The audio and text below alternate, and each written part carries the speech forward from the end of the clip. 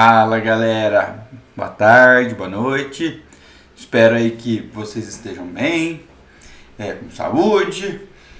Está começando a nossa 10ª semana aí de atividades, de assuntos, de conteúdos da disciplina de Engenharia de Software, que a gente está lidando nos dois cursos, do Bacharelado em Ciência da Computação e da Tecnologia em Sistemas para a Internet, aqui do IFE de São João da Boa Vista. Nós estamos refinando então nessas aulas seguidas aqui cada uma daquelas grandes atividades que nós já discutimos da engenharia de requisitos. Então a gente está nessa etapa de engenharia de requisitos pensando, é claro, como um processo tradicional, mas a ideia da engenharia de requisitos, como ela é independente de qualquer processo, então ela acaba sendo aplicada para todos. Nas últimas aulas aí a gente veio com uma sequência de assuntos em que a gente definiu o requisito, definimos engenharia de requisitos. Aí na última aula a gente trabalhou com as técnicas de elicitação de requisitos, ou seja, é a forma como a gente obtém requisitos ali dos nossos clientes para construir os produtos. Na aula de hoje, como a gente pode observar, a ideia é então conversar sobre aquela segunda atividade da engenharia de requisitos, que é a priorização e negociação de requisitos. Vou falar rapidamente também sobre algumas ferramentas que ajudam aí no gerenciamento, e a gente vai finalizar com um documento muito importante aí, que é o documento de solicitação dos principais envolvidos, ou também conhecido como especificação de requisitos.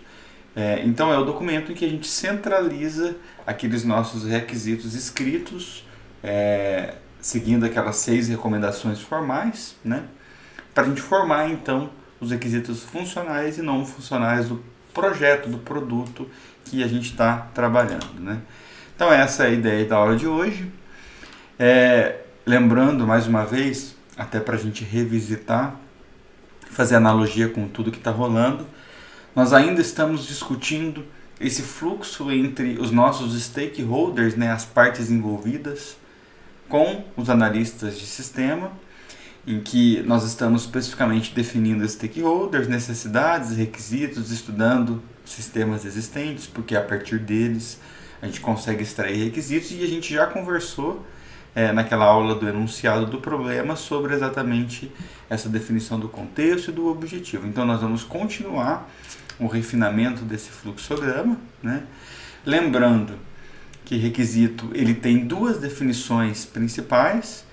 Ela é uma capacidade que é necessária pelo stakeholder para a gente resolver um problema e atingir um objetivo daquele sistema, ou ela é uma restrição, ou ela está lá para satisfazer um contrato, um padrão, uma especificação ou uma documentação formalmente imposta. Querendo ou não, cada uma dessas definições aqui do Thayer-Dorfman, eles levam a classificações de requisitos, que é muito importante a gente entender essa diferença.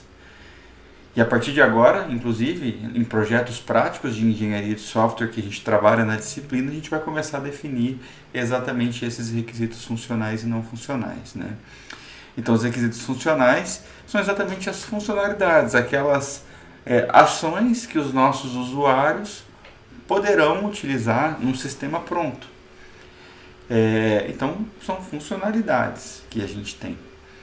Se o usuário não interage, não é uma funcionalidade, não é um requisito funcional. Então, ele, com toda certeza, será um requisito não funcional, que são as restrições que a gente tem ali quanto a requisitos para o desenvolvimento de um sistema. Então, uma restrição de desempenho, de portabilidade, por exemplo, a gente dizer que a gente quer desenvolver um sistema que funcione em diferentes navegadores, no Chrome, da Microsoft, enfim, tem vários aí, o Mozilla da vida, o Opera. Então, percebe que você falar que o nosso sistema web vai funcionar em diferentes navegadores, ele não é uma característica de funcionalidade, ou seja, o usuário a gente não está descrevendo algo que o nosso usuário vai estar utilizando. Portanto, ele é uma restrição aí dessa questão de portabilidade, Então, isso daí é uma característica não funcional. Então, só para ilustrar mais um exemplo aí, É sobre isso que eu estava falando para vocês. Nós estamos detalhando esse processo, né, de engenharia de requisitos, que é aplicado a qualquer processo tradicional ou ágil, não importa, desde a licitação de requisitos, que é quando a gente obtém os requisitos necessários de um determinado produto. Aí a gente faz análise e negociação, que é quando a gente prioriza os requisitos para tentar identificar quais são mais importantes para aquele grupo de stakeholders. Aí a gente documenta, seguindo aquelas 6 recomendações formais de requisitos que nós vimos há 2 ou 3 semanas atrás, que a gente tem que escrever os requisitos em português e para tirar ambiguidade, não ter conflito, ser rastreável. Então a gente faz a construção desse documento de especificação de requisitos ou solicitação dos principais envolvidos. E por último a gente faz a validação, que é quando a gente confirma com os nossos stakeholders se aquilo que nós estamos documentando é o que eles realmente querem. E por último tem uma atividade aqui em cima, que é a atividade de gerenciamento de requisitos, que é quando a gente se preocupa aí com as mudanças de requisitos e da rastreabilidade, né? Quem está solicitando o quê? E licitação de requisitos nós já vimos na aula da semana passada. Documentação de requisitos nós já vimos as solicitações, as instruções, a forma como a gente tem que escrever os requisitos, que são aquelas 6 recomendações. Mas hoje a gente vai complementar com o documento. Validação de requisitos, isso daqui é uma atividade que ela acontece com reuniões, então não é algo que a gente detalha. Hoje, então, o que nós vamos ver? A gente vai ver exatamente isso. O foco da aula de hoje é a análise e negociação de requisitos. E vou dar uma pitadinha aqui do gerenciamento quanto a ferramentas, tudo bem? Bom, continuando. Então, foram essas as principais técnicas que nós trabalhamos na última semana para se extrair requisitos nos nossos stakeholders, visando principalmente eliminar aquele problema de comunicação que a gente viu, né, como exemplo, do telefone sem fio, daquilo que o cliente quer para aquilo que efetivamente a gente desenvolve. Mas com destaque aí para a principal técnica, as 2 principais aqui sendo as entrevistas e os questionários, né? A gente discutiu bastante sobre isso na última aula. E agora sim, então uma aula bem tranquila, bem leve, porque o mais legal é a gente aplicar em projetos práticos, que é o nosso objetivo, né? Então nós vamos falar aí de priorização e negociação de requisitos, aquela segunda atividade lá da engenharia de requisitos. E nós vamos focar principalmente aí na técnica de análise Kano. Na verdade, existem 2 técnicas conhecidas aí na literatura. Geralmente quando nós trabalhamos ali com as nossas literaturas do Pressman, do Somerville, eles detalham apenas a análise Kano e não na profundidade, então a gente acaba tendo que procurar até materiais complementares para trabalhar com isso. Essa técnica aqui quantitativa win-win, ela é uma técnica que foi definida aí por pesquisadores, então tem alguns artigos que definem a técnica. Então nosso foco, por ser uma pegada mais de pesquisa, nós não vamos trabalhar com o quantitativo win-win, e eu vou trabalhar com vocês apenas aqui com a análise Kano. Gente, primeira questão, Kano é um nome, né, um japonês. Queria fazer um parênteses aqui, eu sou uma pessoa que eu admiro demais a cultura japonesa, admiro demais o potencial dos japoneses, querendo ou não, eles depois de uma grande guerra mundial que aconteceu no território deles, eles conseguiram se reestruturar e voltar a se tornar potência, né? Em muitos países que existem nunca aconteceu aqueles desastres que aconteceu naquela região e não tem o mesmo potencial deles, né? Então a gente pode perceber aí uma questão cultural, uma questão pensando em produtividade, pessoal comprometido. Então, assim, muitas das coisas que a gente tem aí na engenharia de software é de origem japonesa. Então, o próprio Kanban, a própria metodologia Lean da Toyota, que nós vamos ver nesse curso, que são metodologias ágeis, são também origem japonesa, né? Inclusive tem um livro que chama A Máquina que Mudou o Mundo. É um livro antigo, mas chegou para nós aqui no Ocidente na década de 90, mais ou menos. E leia um livro, é muito legal. Conta exatamente esse processo aí de evolução do Japão, né? Então eu abri esse parênteses para falar que Esse sucesso deles é exatamente porque eles conseguem, os japoneses, estruturar as coisas. E esse método, a análise Kano, é um japonês que pensou assim, puxa vida, eu estou trabalhando com projetos, né? Diga-se de passagem, serve para qualquer tipo de projeto, mas o foco é projetos de software. E ele pensou assim, puxa vida, eu tenho vários requisitos para ser desenvolvido nesse projeto. E geralmente num projeto existem vários stakeholders, né? Várias pessoas ali que têm necessidades para serem atendidas. A pergunta é, qual é a prioridade mais importante para eu começar o meu desenvolvimento, que eu tenho que dar uma atenção maior, que pode impactar em outras partes? Então ele tentou responder exatamente aquela segunda atividade da engenharia de requisitos, que é aquela atividade de priorização e negociação, né? Lembrando que negociar é aquela mesa de barganha para a gente tentar chegar num denominador comum quanto a quais requisitos são mais importantes e, consequentemente, a gente prioriza eles. Olha, esses são obrigatórios, esses não são tão obrigatórios assim. Então, o nosso propósito ao se aplicar o método da análise Kano é exatamente resolver isso. E o tal do Kano, ele fez uma parada fantástica, né? Aquele velho momento em que a gente fala, puxa, por que eu não tive essa ideia, né? Ele relacionou duas dimensões para responder quanto à priorização de requisitos. Ele relacionou o cumprimento de um requisito, ou seja, o fato da gente ter implementado e entregue um determinado requisito, ele relacionou isso com o sentimento de satisfação dos nossos stakeholders. O quão satisfeito, então o relacionamento que o Kano fez foi o quão satisfeito os stakeholders eles vão ficar se a gente entregar ou não entregar determinados requisitos. E aí, é isso que eu queria que vocês observassem nesse gráfico, né? O eixo X aqui, ele representa o cumprimento, né? O preenchimento, o fato da gente entregar ou não uma funcionalidade. Então aqui o X positivo, ele representa quanto mais para lá, mais a gente entregou um requisito, e o X negativo, a gente não entregou um requisito. E o eixo Y, ele representa o nível de satisfação dos nossos clientes, dos nossos stakeholders. Então, o eixo Y positivo significa que eles estariam muito satisfeitos, e o eixo negativo, eles estariam pouco satisfeitos.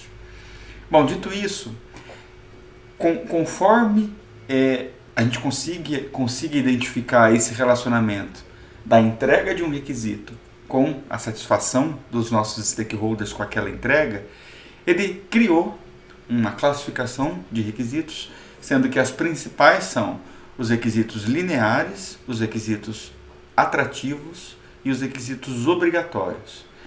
Obrigatório são aqueles requisitos que tem que ter no nosso sistema. É considerado uma espécie de um pré-requisito. Não adianta nada você fazer o sistema se esses requisitos não forem implementados. E olha que legal, quando o Kano definiu essa relação das duas dimensões, como funciona o comportamento de um requisito que é obrigatório, que é fundamental. Se nós não entregarmos, ou seja, eu caminho para a esquerda aqui no meu eixo X, se nós não entregarmos um requisito obrigatório, o nosso cliente vai ficar muito insatisfeito. Ele vai ficar putão, tá ligado? Que porra é essa? Vocês deveriam ter me entregue. Isso aqui é o mínimo que eu espero desse sistema. Mas se você entregar, ou seja, se você cumprir, estou caminhando aqui para a direita agora no eixo X, o sentimento de satisfação dos nossos clientes vai tender a zero. Eles não vão nem ficar satisfeitos nem insatisfeitos. Ok, era isso que eu esperava de vocês. Então esse é o comportamento de um requisito obrigatório. O requisito atrativo, ele é uma espécie de um espelho do requisito obrigatório. O requisito atrativo, definindo ele significa que se aquele requisito for implementado, né, for entregue para o nosso cliente, o cara vai ficar feliz pra caramba, vai falar, puxa vida, isso aqui é um diferencial, isso aqui eu não tinha pensado, isso vai me ajudar pra caramba. Mas, se a gente não entregar, significa que não vai mudar de nada quanto à proposta daquele produto. Porque é só uma coisa a mais, é só um atrativo, é só uma florzinha, uma cor diferente ou uma organização diferente que a gente fez. Eu estou dando exemplos bem levianos, mas só para vocês entenderem a ideia aqui do atrativo. Então, o reflexo quanto a essas duas dimensões do Kano em relação ao sentimento de satisfação e o preenchimento é que se a gente não entregar um requisito atrativo, percebam aqui no eixo X que o não cumprimento vai tender a zero, né, quanto à satisfação do nosso cliente aqui no eixo Y. Mas se eu entregar um requisito atrativo, significa que o nosso cliente vai ficar muito feliz. Então, esse é o comportamento de um requisito atrativo e muitas vezes quando a gente está em débito com o nosso cliente, a gente consegue inclusive focar no desenvolvimento de alguns requisitos atrativos exatamente para tentar tirar aquele débito que a gente está. Então, olha que legal essa parada da priorização e negociação. Além de criar uma classificação quanto aos requisitos para nos ajudar no desenvolvimento, a gente consegue trabalhar com eles ao nosso favor, né? Essa é uma sagacidade que a própria equipe tem que ter. E finalmente, os requisitos lineares são os três principais, né? Tem algumas outras classificações que a gente vai estar vendo ainda, mas o linear é o último muito importante. Ele, na verdade, ele é atrativo e obrigatório. A gente costuma falar que ele é um requisito unidimensional. Então perceba que se eu não cumprir, o nosso cliente vai ficar muito insatisfeito. Se eu cumprir, o nosso cliente vai ficar muito satisfeito. Então não fiz, o cara tá pé da vida. Eu fiz, o cara vai ficar com um sorriso de orelha a orelha. Então a gente consegue perceber uma certa ordem de importância desses requisitos. O obrigatório é o que eu tenho que priorizar no primeiro momento. O atrativo, o linear, perdão, é o que eu tenho que priorizar no segundo momento, porque eu também trago um sentimento de satisfação negativo. E o atrativo, como eu não trago sentimento de satisfação negativo, eu priorizo num terceiro momento. Então, perceberam a ideia de priorizar que o Kano nos trouxe? Agora a pergunta que fica é, tudo bem, mas como eu determino se um requisito ele é atrativo, se ele é obrigatório ou se é linear? Que é isso que a gente tem que começar a conversar. Então a ideia é que a gente tenha um questionário. Esse questionário ele deve ser respondido pelos nossos stakeholders. E os nossos stakeholders eles vão responder apenas duas perguntas. Então o questionário ele é muito direto. Nós vamos basicamente listar todos os nossos requisitos. E ele vai responder como ele se sente se a gente implementar, se aquele requisito acontecer, se ele tiver no nosso produto. Então é uma resposta que a gente fala que é a resposta positiva. E como ele se sente se a gente não implementar, se a gente não entregar aquela funcionalidade, aquele requisito. Então ele vai responder apenas isso.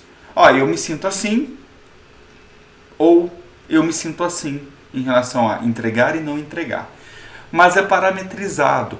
As respostas que o Kano fez para criar uma regra, ele parametrizou. Ele não pode abrir o coração dele e falar qualquer coisa nessas respostas positivas e negativas.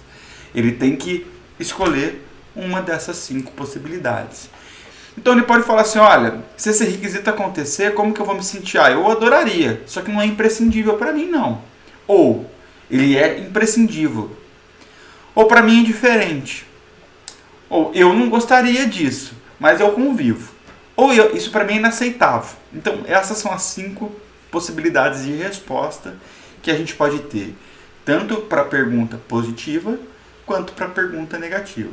Eu gosto muito do inglês na engenharia de software, porque olha só, like, você vê que do próprio inglês o like, ele tem um peso muito menor do expected, ou seja, então a gente consegue perceber que eu adoraria, mas não é imprescindível. A tradução a gente precisou fazer aí uma frase, né? O esperado ele é imprescindível. Eu don't care, né? Indiferente, não me importa. Eu vivo com isso, eu gostaria, mas vivo com isso, ou eu não gostaria.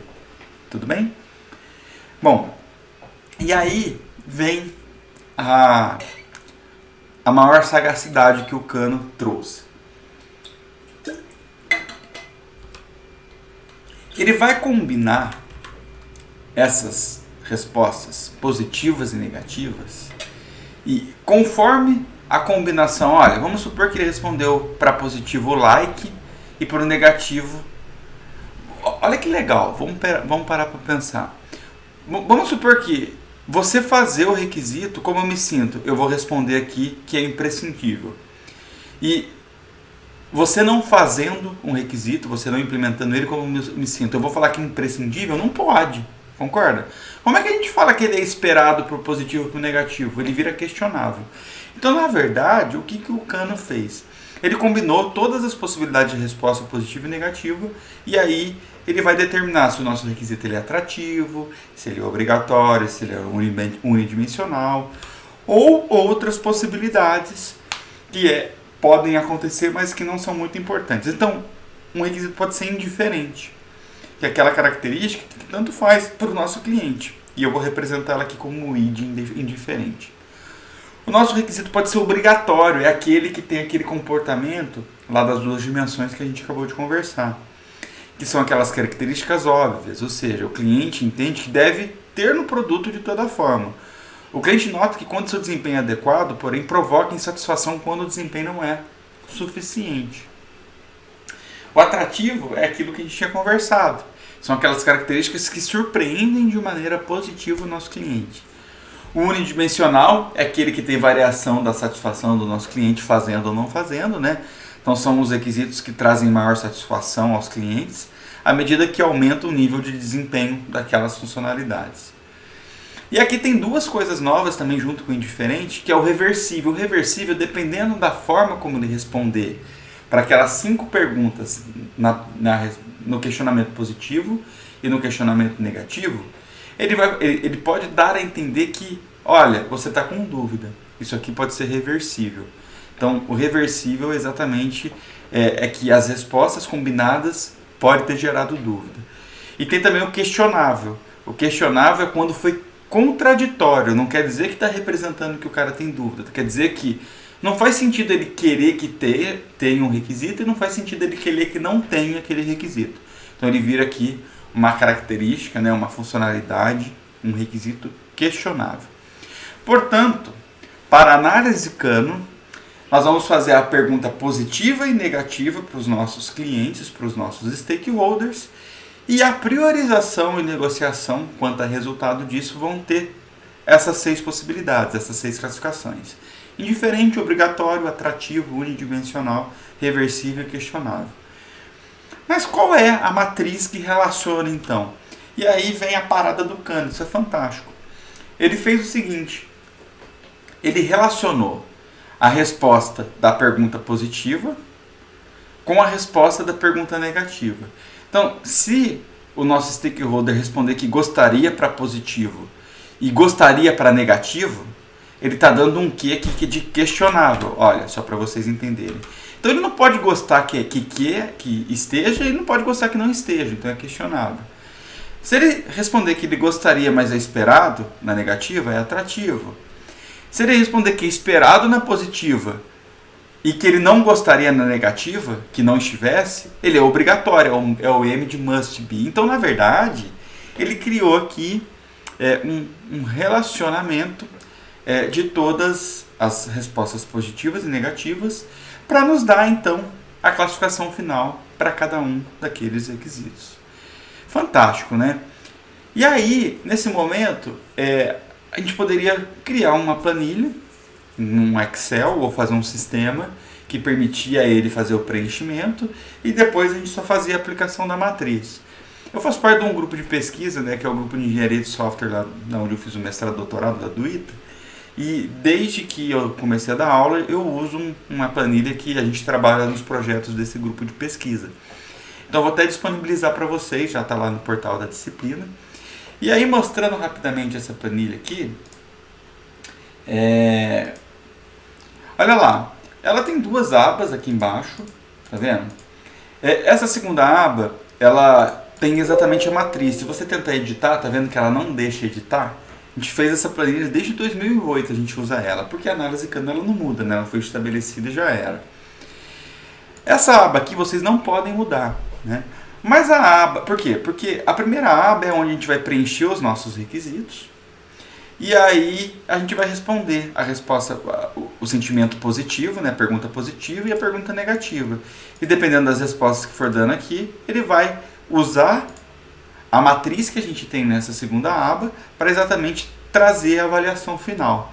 Então, como que a gente preenche? Aqui a gente tem que colocar lá, ó, por exemplo, requisito, ou vou criar até um padrão, requisito 1. Vou copiar de um documento, que eu vou conversar sobre esse documento depois, só para facilitar, tá?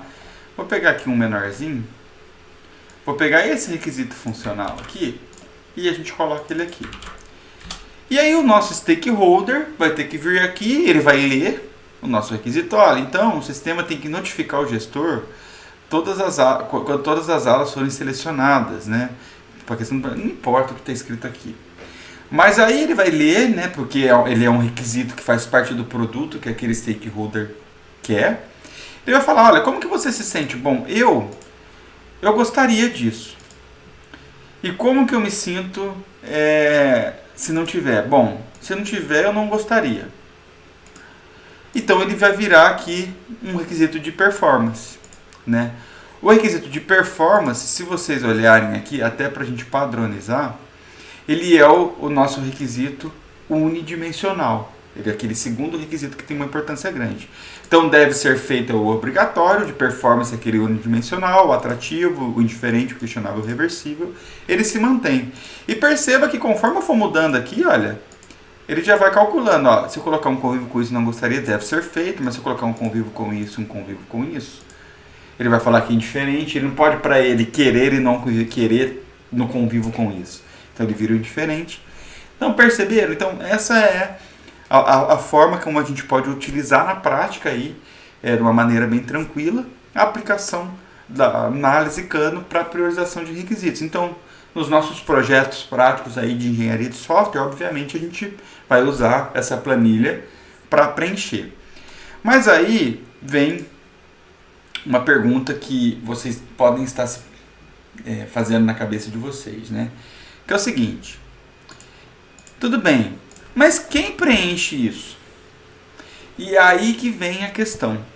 Se nós estamos lidando com stakeholders, que é um grupo de 5 pessoas diferentes, o certo, a forma correta de se utilizar o método de análise Kano é um questionário para cada um dos 5 stakeholders, porque a percepção ela é individual.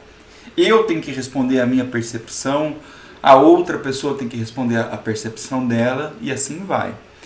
Não faz sentido nenhum nós juntarmos todos eles para responder juntos o questionário. Até porque eles vão debater, eles vão entrar num acordo quanto ao sentimento positivo e negativo, e no final das contas a análise Kano ela vai perder a sua eficiência.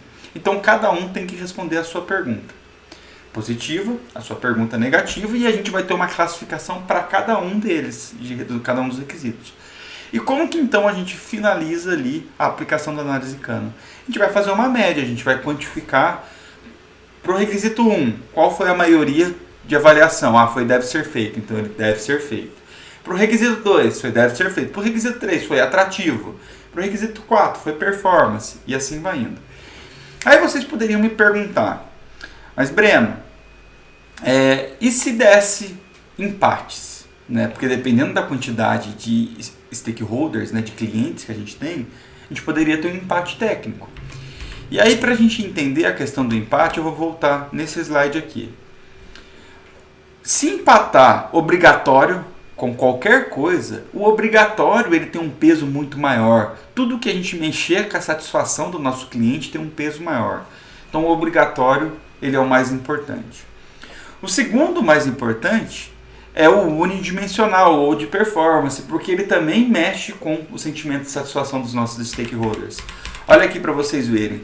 O linear, né, que é o unidimensional, se nós não entregarmos um requisito, o nosso cliente fica putão da vida, tá vendo? Então ele é um segundo que tem prioridade. Então se ele empatar com qualquer outra coisa, ele que tem prioridade. E é nessa ordem. Se empatar, por exemplo, um obrigatório com um de performance, um unidimensional, o nosso requisito como classificação final tem que ser obrigatório. Ele é mandante. É essa ordem que a gente tem de dominância sobre essas classificações. Depois, o atrativo, que é o que traz ali um sentimento de satisfação positivo. Depois, é o indiferente. O indiferente, ele, tanto faz, ele é o nosso último. E essas são as 4 possibilidades que a gente tem que ter. Por quê? Porque se der reversível ou questionável, a gente tem que fazer a aplicação novamente. Nós não podemos ter coisas reversíveis e questionáveis. A gente não pode ter dúvida, porque se tiver reversível ou questionável, muitas vezes aquele requisito nem deveria estar no projeto. Ou ele está mal especificado, a gente vai ter que detalhar ele um pouco mais. Então, sempre que der reversível ou questionável, a gente faz uma nova aplicação para aqueles requisitos apenas. Se continuar tendo esse comportamento, a gente tira o requisito do projeto. E aí a gente tem essas 4 ordens então. Então, primeiro, então aqui ó, para ficar registrado no vídeo. Esse aqui é o primeiro, esse é o segundo, esse é o terceiro e esse é o quarto quanto à ordem de importância. Tudo bem? Fechou, galera? Muito bem. Então a gente terminou a primeira parte da aula, que era a parte principal dessa aula aí, quanto à priorização de requisitos usando aí a técnica de análise CAN. Aqui eu trouxe, para título de conhecimento, um único slide, só para comentar, para pensar lá naquela atividade de gerenciamento dos requisitos que tem lá em cima da engenharia de requisitos. Porque fazer gerenciamento de requisitos sem ferramentas case, ferramentas de engenharia de software apoiadas por computador, o Computer Hard Software Engineering, é impossível. Então existem várias ferramentas no mercado, ferramentas boas, tanto open source quanto pagas. Eu trouxe as principais pagas nesse slide, porque depois a gente vai trabalhar com algumas open sources mais para frente no curso. Então, podem ver que as principais ferramentas é da Rational, que é o que criou o RUP, é da IBM, que comprou a Rational. A Telelogic, na verdade, ela é uma outra empresa do mesmo porte da Rational e também foi comprada para a IBM. Então, no final das contas, notem que agora tanto essa ferramenta aqui, o Rational Requisite Pro e o Telelogic Doors, são 2 ferramentas hoje da IBM, mas que antes eram de empresas diferentes, da Rational e da Telelogic. E temos uma terceira ferramenta que é o Calibre Requirements Engineering, que é da Borland. Falando rapidamente sobre cada uma delas, o Requisite Pro ela é uma ferramenta paga, muito cara, inclusive, que serve para a gente controlar mudanças de requisitos e ter a rastreabilidade dos nossos requisitos. Eu quero ver, por exemplo, se eu mudar um requisito, qual que é o impacto que eu tenho nos outros requisitos que têm correlação com eles. Quais são os stakeholders que pediram tais requisitos? Então, o foco dessa ferramenta é para isso. O Telelogic Doors ela é uma ferramenta com foco mais em gerenciamento, mudança na escrita dos nossos requisitos. Então ele se preocupa muito com a documentação dos requisitos. Ele traz inclusive vários padrões de modelos prontos de como escrever requisitos. Para a área aviônica, eu quero usar um padrão governamental americano, enfim. Então ele vai trazer vários modelos, a gente consegue criar o nosso documento de especificação de requisitos usando um dos modelos e depois ele vai controlando qualquer mudança que a gente tem lá nos nossos requisitos internamente. E o Borland Calibre Requirements é o único que eu pessoalmente, Breno, nunca utilizei na prática. Esses 2 eu já usei por questão de parceria e acadêmica, quando eu fiz o meu mestrado e o meu doutorado. Esse aqui eu nunca usei, mas eu já vi, já participei de curso. Ele traz um pouco a pegada dos 2. Ele une tanto a documentação quanto essa questão de mudanças de requisitos. Inclusive ele já traz então uma pegada ali de modelagem, com a linguagem de modelagem unificada, com o ML. Ele tem uma pegada de MDD para gerar código, então ela é uma ferramenta não só focada ali no gerenciamento de requisitos, ela é um pouco mais abrangente. Tudo bem? E por último, a segunda parte mais importante, porque essa parte aí das ferramentas foi só mais um comentário para a gente fechar aquela disciplina lá de cima, é falar um pouquinho aí do documento de solicitação dos principais envolvidos, também conhecido como o documento de especificação de requisitos. É onde a gente tem que colocar os requisitos funcionais, os requisitos não funcionais e a priorização de requisitos do nosso produto. Então ele é um documento fundamental. E nós só podemos construir ele a partir do momento que a gente já tem aquele documento de visão pronto. Perceba que ele, no modelo que nós vamos discutir nessa aula, é uma adaptação da disciplina de requisitos do RUP. Tanto que se a gente olhar, a gente pode perceber que a disciplina de requisitos do RUP tem o analista como um dos papéis principais, ele tem aqui algumas atividades, tem aqui o desenvolver visão, que era um dos nossos documentos, que a gente já inclusive conversou, está aqui embaixo como artefato entregue. E agora a gente vai conversar sobre solicitação dos principais envolvidos, que na prática ele produz dois documentos, dois artefatos. O documento de especificação de requisitos funcionais, que é esse aqui, solicitação dos principais envolvidos, e o documento de especificações suplementares, que é onde a gente focaria apenas nos requisitos não funcionais, aquelas restrições quanto à portabilidade, usabilidade, prazo de entrega, tecnologias a serem adotadas, ferramentas que a gente vai ter que utilizar, qualquer restrição de tempo. Então o RUP ele apresenta esses dois artefatos como sendo resultado dessa disciplina. Para nós aqui, eu fiz obviamente uma adaptação, eu uni os dois documentos num só, porque a gente tem a liberdade. O RUP, o RUP ele é um framework genérico, né? Então eu acho que tem algumas coisas nesse documento que a gente acaba perdendo mais tempo para produzir agora do que ter um resultado palpável, então eu dei uma enxugada nessas questões e uni os dois documentos, tudo bem? Lembrando então que o documento do RUP lá, o documento de visão, que nós já conversamos naquela aula de enunciado do problema, o foco principal dele era definir o problema, já ter identificado os principais stakeholders e as principais macro necessidades, também como sendo aí uma responsabilidade principal dos nossos analistas. Agora, nós não podemos fazer esse documento de especificação de requisitos, né, ou solicitação dos principais envolvidos, sem ter feito o nosso documento de visão. Tudo bem? Então, por isso que é uma atividade, terminada ela, entendido esse escopo do problema, identificado os principais stakeholders, tendo a ideia dos principais macro requisitos sem detalhamento técnico, aí a gente pode efetivamente conversar aqui do documento de visão. Notem na direita aqui, que eu também estou trazendo aqui o modelo do RUP, o template, aquele modelo preenchido que ele vai sugerindo que a gente tem que colocar em cada uma das sessões. Mantém aquela questão de histórico, tudo. Coloquei um link que está trazendo exemplos desse documento preenchido que eu vou comentar inclusive em aula agora rapidamente, até porque essa tem que ser uma das nossas atividades práticas aí de engenharia de software.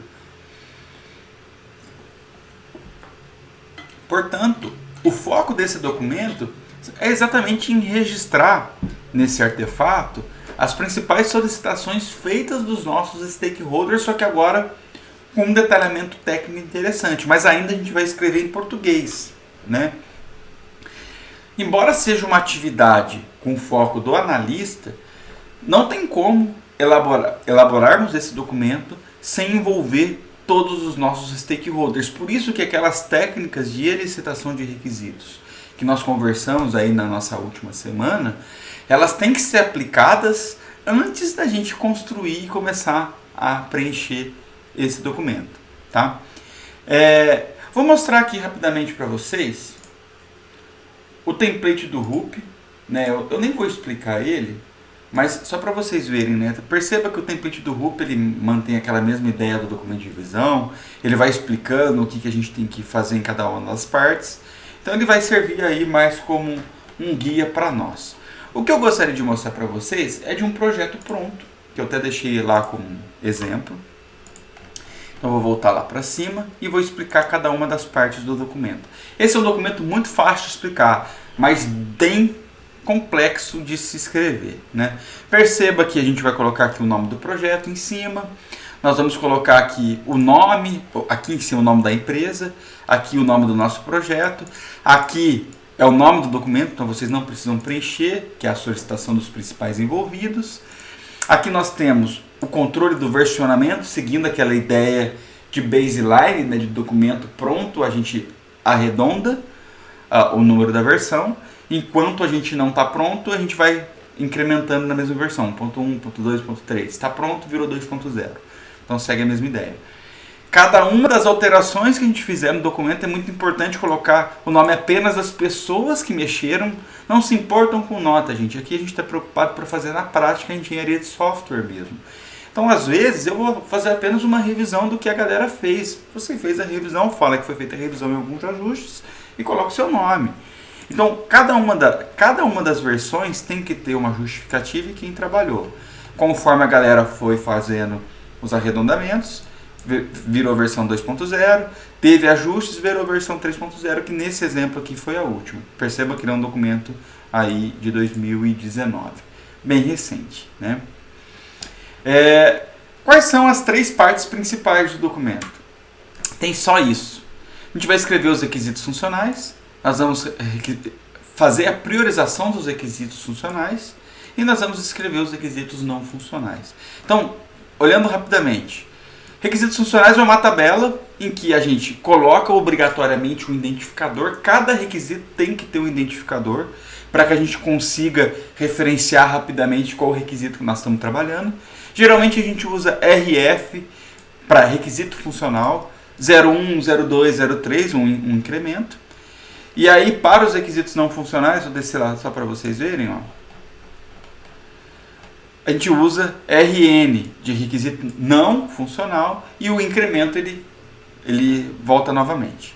Então, olhando a primeira seção aqui de requisitos funcionais, perceba o nível de detalhes de cada requisito. Gente, aqui a gente tem que pegar aqueles macro requisitos que a gente definiu no documento de visão e detalhar eles. A gente tem que ler esses requisitos e não ter dúvida nenhuma. Qualquer desenvolvedor que for trabalhar com um requisito escrito aqui na língua portuguesa não pode ter absolutamente dúvida de nada para implementar, e o produto tem que ser igual.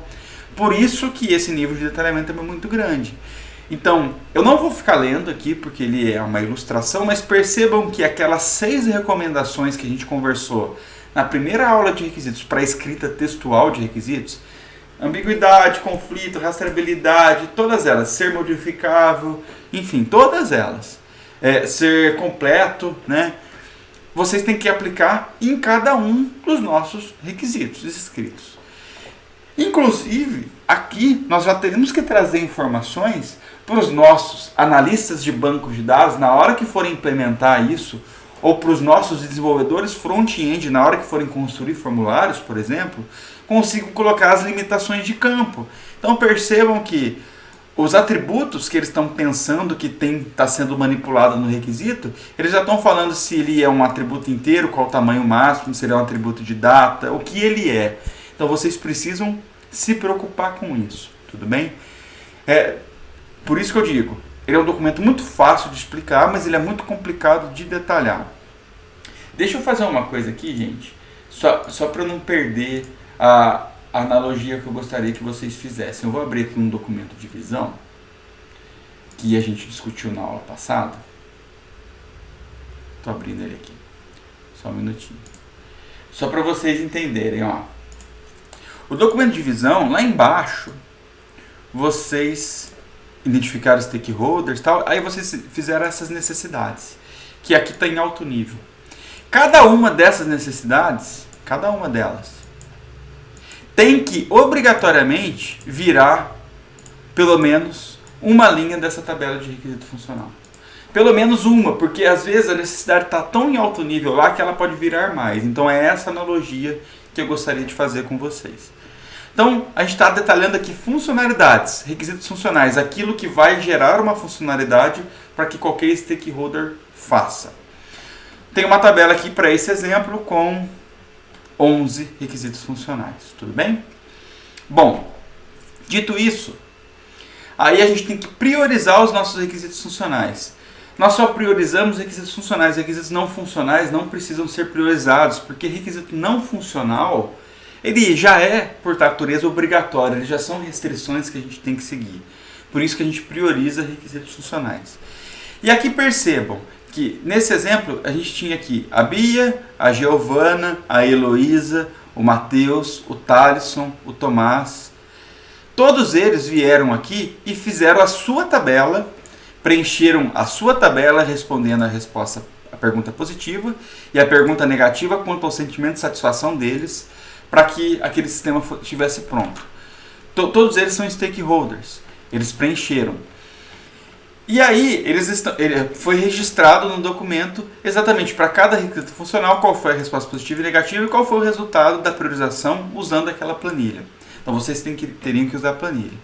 E no final eles quantificaram aqui a média, né, o resultado final, então é uma média ponderada. E aqui a gente tem que, daqueles 11 requisitos que tinha lá em cima, 3 ficaram atrativos e o resto todos ficaram obrigatórios. É um bom comportamento, né? A outra seção que a gente tem é dos requisitos não funcionais, que são de restrições. Percebam que aqui no caso é PHP, JavaScript, restrição de linguagem, restrição de processos, usar o RUP, restrição de design pattern, usar o MVC, restrição de portabilidade, que o sistema funcionaria em quais navegadores. Então, cada sistema tem um comportamento. E por último, tem alguns questionários de dúvidas aqui, que eles foram registrando para não esquecer eventuais detalhamentos que eles tiveram quanto à conversa com os stakeholders. Tudo bem? Então, dito isso, eu vou fazer uma analogia com um projeto prático de engenharia de software. O que vocês têm que fazer é o preenchimento desse documento de solicitação dos principais envolvidos. Todo mundo vai trabalhar neles, vocês vão detalhar o documento de visão de vocês. Só que para nós, como a gente não tem clientes reais, neste caso, a gente vai usar, vocês mesmos vão ser os stakeholders. E vocês vão responder individualmente cada uma das planilhas lá da análise Kano, para que a gente tenha um resultado de priorização diferente. Tudo bem? Tranquilo? E no mais, é isso que eu tinha que conversar com vocês. Ela é uma aula bem tranquila, mas é uma aula bem complexa de se aplicar na prática. Então, é importante que a aula tenha sido rápida, porque agora vocês conseguem se organizar para trabalhar aí nas nossas atividades semanais focadas no nosso projeto prático de engenharia de software. Tudo bem, gente? Espero que vocês não tenham tido dúvida nenhuma. Caso tenham dúvidas, não deixem de entrar aí nos nossos encontros semanais ou mandar dúvida lá nos fóruns de discussão, que eu estou sempre à disposição, né? É isso aí. Beijo, boa semana de estudo para vocês. Valeu, galera!